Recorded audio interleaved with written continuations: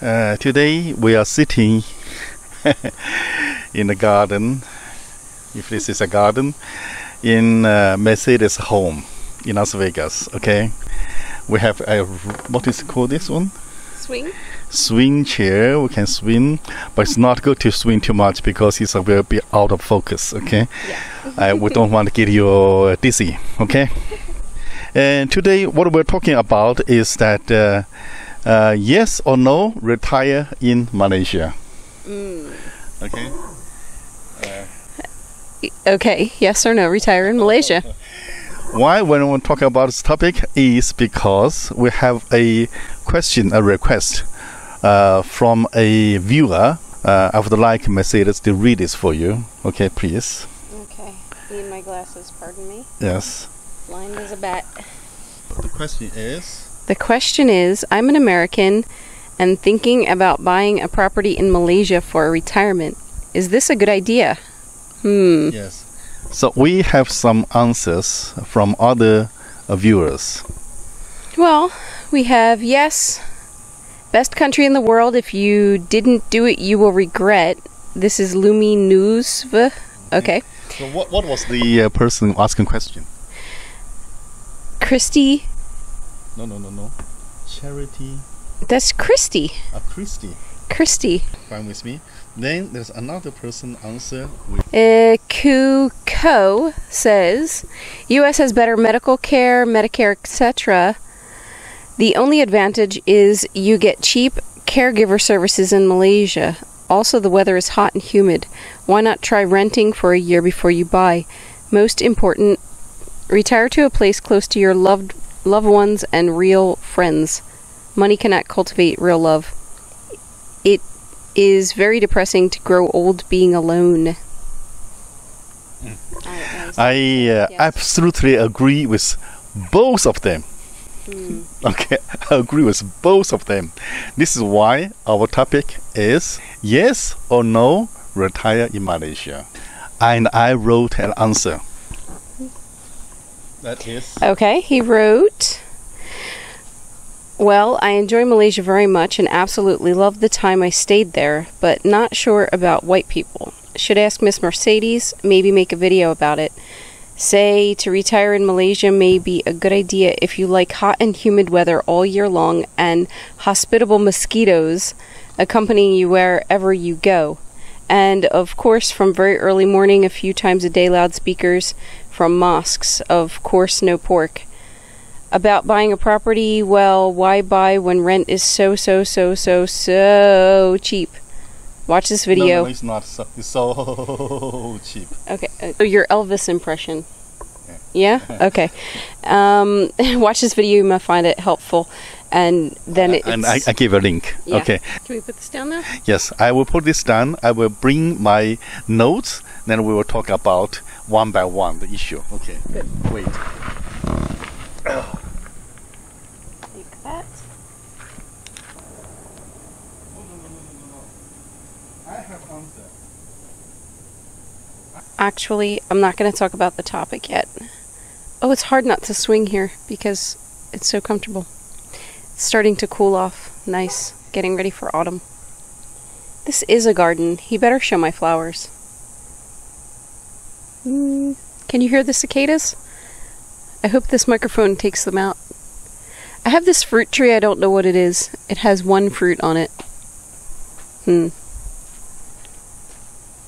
He's back. I hope you're not saying some bad words about me. So every time I go to Malaysia, you can very easily go down to Singapore, to Indonesia, or you go up to Thailand, or Cambodia, or Vietnam. You can fly to Vietnam like $20.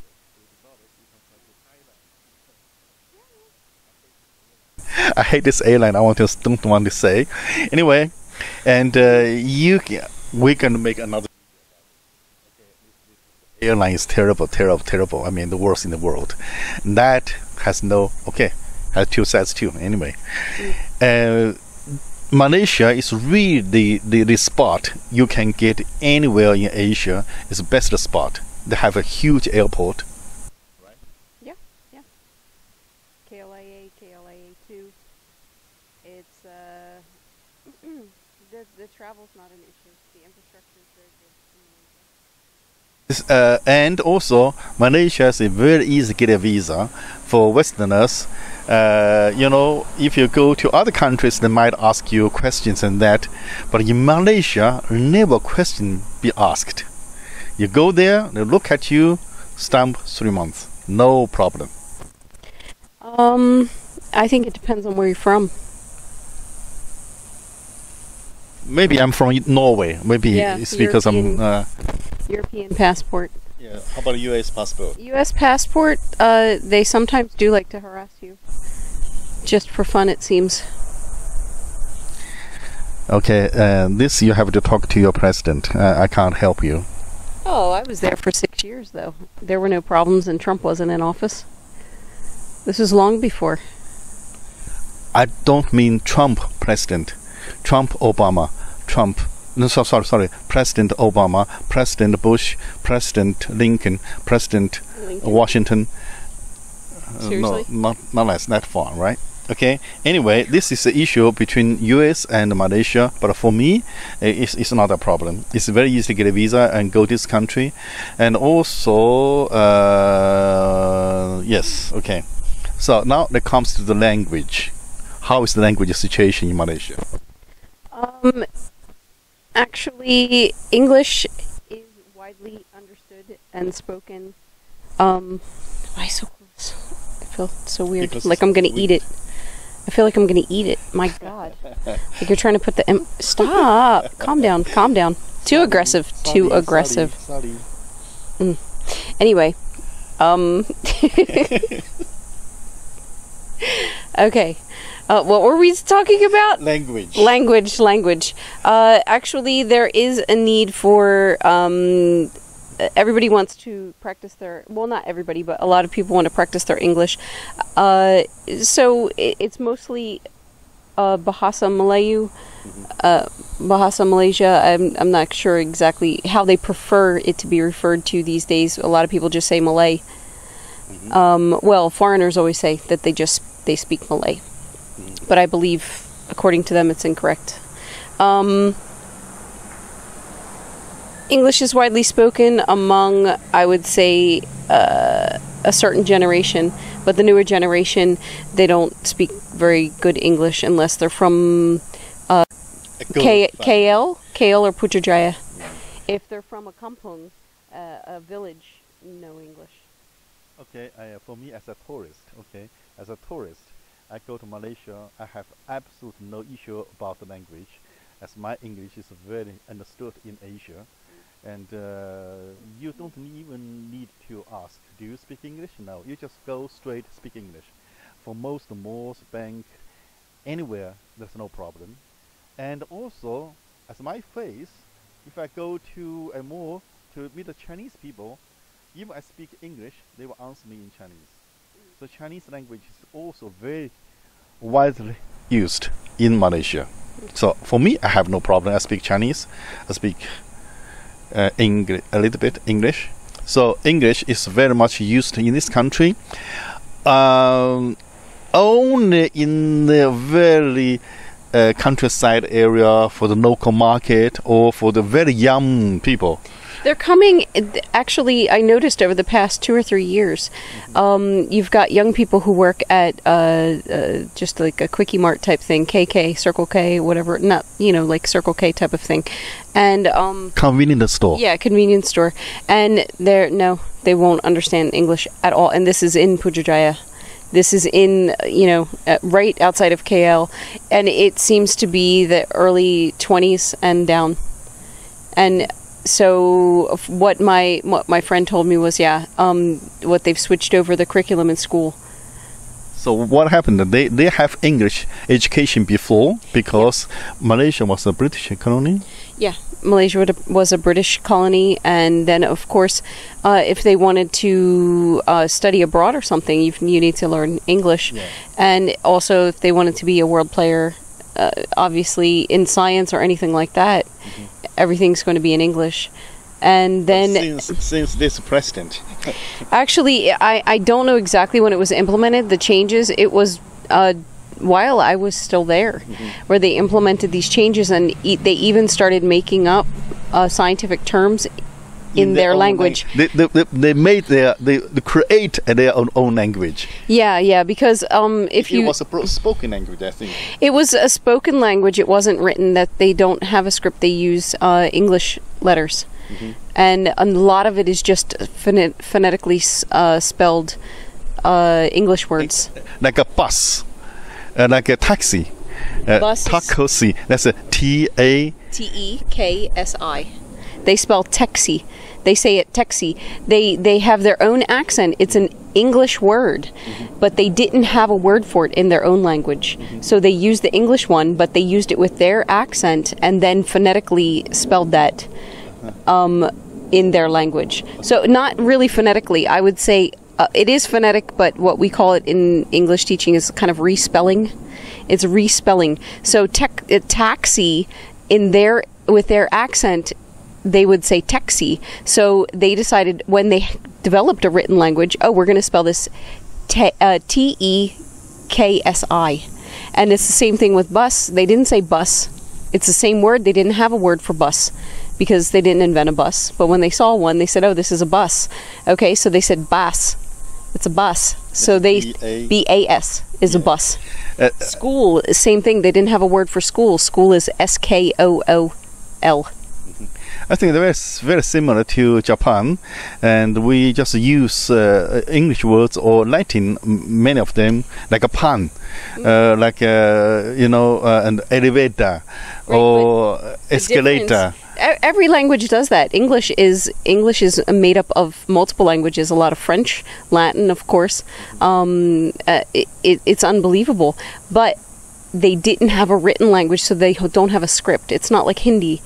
Hindi, and it's not like Japanese. Japanese does have its own script. Anyway, we are not talking about the language as a core issue here. I'll just give you a background. English is usable, it's widely used in Malaysia. You won't have problem in Malaysia, but you do have problem if you go to Thailand. In Indonesia, it's also okay. Okay. Of course, the best is the Philippines. But I had a video about this. We'll talk later. But in Thailand, English is not widely used. Okay, so Malaysia language, you don't have to worry. The third thing is the infrastructure. From the places that I have been, obviously I haven't been everywhere in Malaysia. Because I was working and busy. But I did go to a lot of places. I went to all the big cities, all the big, the tourist destinations, and I traveled by road to Singapore, and I traveled by road to Thailand, Georgetown, all of these, to see our videos, Malacca, yeah. So we've been to all these places, and the infrastructure is really great. The roads are wonderful. I feel that the main highways are wonderful. Of course, you do have going to villages. It will be. Yeah. Okay. According to. You can do it. Come on. According to my experience, the infrastructure in Malaysia is among the best, if not the best, in Southeast Asia. Okay, they have a beautiful mall. They have very clean train, and the bus is also okay. Good highway, good toilet, clean toilet. And sometimes I live in Japan for 20 years, okay? Sometimes I don't feel that uneasy or inconvenient.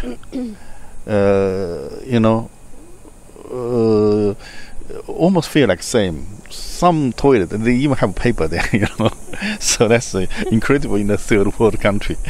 Anyway, infrastructure is good. Okay, that's a positive. Another thing is the living cost. How is the living cost? For example, we have rent, food, and transport. Okay. I would say that it goes along with right now. Currently, the ringgit and to the dollar, I believe, is still around four ringgit to a dollar. It hasn't been that long, and I don't think any tragedy has happened recently. Not yet. Yeah. So, okay, just a little bit down, a little bit down. Okay, but so I would say that you can live there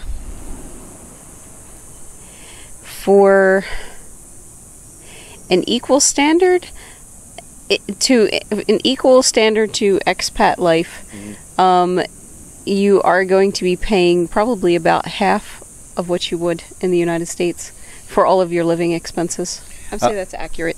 Yeah, I have a video, say $500 living in Malaysia. You can watch that video, give you a hint, and you can basically rent if it's one person like me, I can rent for like $100 or $200, just a condo I can live, and for food, I love that garlic chicken. Oh, the garlic chicken. Yeah. But you're talking about visiting. I'm talking about living there. Okay. Oh, the garlic chicken. Both of us going there, eat lunch almost every day, and we have a chicken, vegetables, rice, drink all together for like $3. Yeah. $3. Okay. $4, something like that. Yeah. Okay, the food is also very, very cheap there, and rent is very cheap, and transport is also very cheap. Okay, you take a bus from Kuala Lumpur to Singapore. How much? 80 ringgit. Yeah, it's like $20 something. Yeah, $20. You can go to Singapore. If you go to Malacca, it's like less than $10, like $8 something. Yeah. Anyway, you don't have to worry about, except the expensive train from the airport to Kuala Lumpur. That costs money, but the rest is really, really cheap. Transport is also very cheap. Okay, how about the people? Are they friendly, or they hospitable, or easy to get along, or what do you think? Just like anywhere, you have to find people that you get along with. I think actually for an expat, people will be friendly, but the average Malaysian person, or Malay, even Chinese, are going to be a little standoffish towards you. I moved to Malaysia under very different circumstances. I didn't go there originally for work. I went there because of a friend of mine who invited us. Okay, and other circumstances in my life. But that's how I ended up there. And she was, she's very Western. She's very Western. So it's different. Most people, Malay people are at least on the surface, very conservative. The people who would be more likely to become friends with expats would be, you go to the golf club. I would say the average person in Malaysia, or at least where I was in Putrajaya and KL, those areas, they're going to be kind of standoffish towards an expat.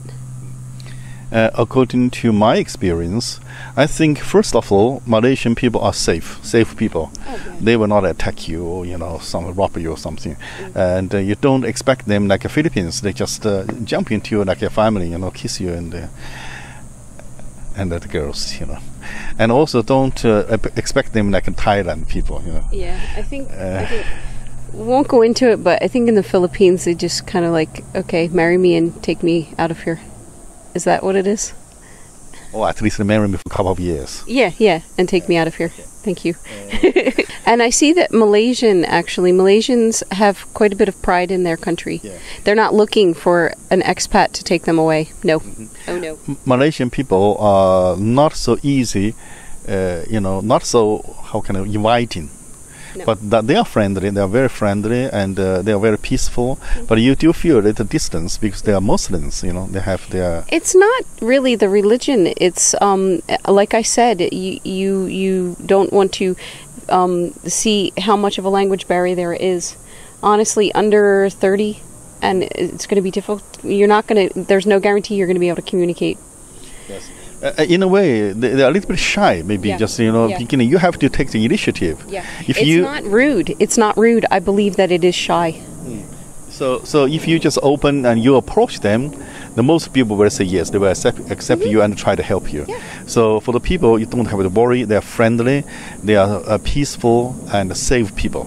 Okay? Yeah. I would say I haven't made many, Malay friends there, but But I have no problem with Malay people. Well, you know, what you have to look at again are the three main races there, which are Malay, ethnically Malay, and they will be Muslim. That's another thing. Remember, it is a Muslim country. That is their official religion, and anyone who is ethnically Malay has to be Muslim. Okay, and then you've got Chinese, Malaysian, and then actually I would say the friendliest, at least to a white woman, were Indian men. They're very friendly. Very friendly. Indian men. Oh yeah, there's no hesitation there. They're very friendly. Very good. Very good. Yes, Very good. they're very confident. Very good. Okay. So now all those are the positive sides, and absolutely Malaysia. Also, I have to mention this about the second home project, called Second Home Project for Malaysians.